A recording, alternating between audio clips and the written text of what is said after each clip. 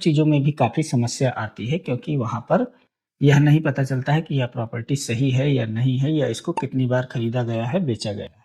उसके लिए काफ़ी मशक्कत करनी पड़ती है। साथ-साथ में यहाँ पर क्या होता है कि आपको गवर्नमेंट बैंक से लोन नहीं मिलता है।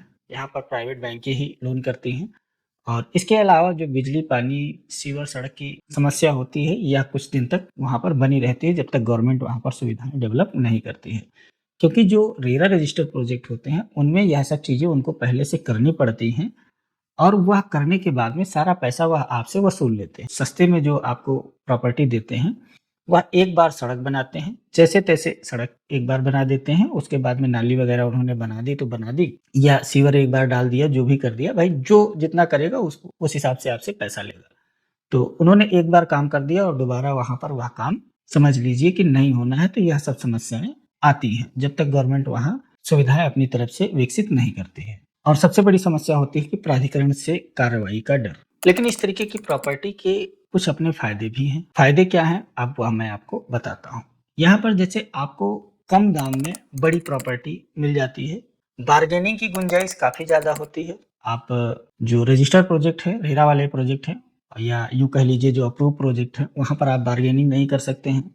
आप एलडीए से बार्गेनिंग नहीं कर सकते हैं। आप आवास विकास से बार्गेनिंग नहीं कर सकते हैं। वहाँ पर उन्होंने जो रेट तय कर दिया कि इतना चाहिए, उतना ही चाहिए आपको देना पड़ेगा। यहाँ पर आप बार्गेनिंग कर सकते हैं।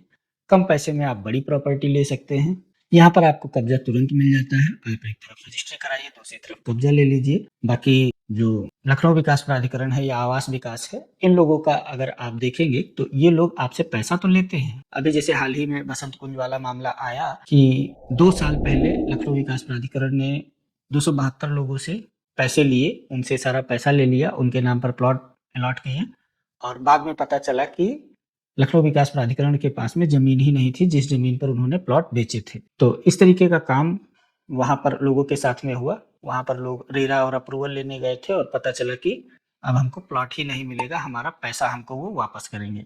तो इस तरीके की समस्याएँ वहाँ पर भी आ जाती हैं और साथ-साथ में ये लोग जब बुकिंग करते हैं तो अपनी बुकलेट में यह नियम, कानून, कायदे ये लिख कर के देते हैं, हाँ, हम बुक तो कर रहे हैं, आपसे पैसा तो ले रहे हैं, लेकिन अगर भविष्य में कोई समस्या आ जाती है, तो आपको प्लॉट नहीं मिल पाएगा, आपका पैसा वापस कर दिया जाएगा, जैसा कि अभी इन्होंने बसंत कुंज वाले मामले में कहा है।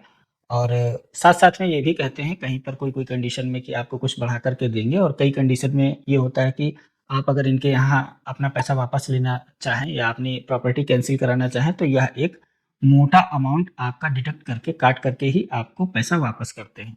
कुल मिलाकर के ये समझिए कि समस्याएँ उन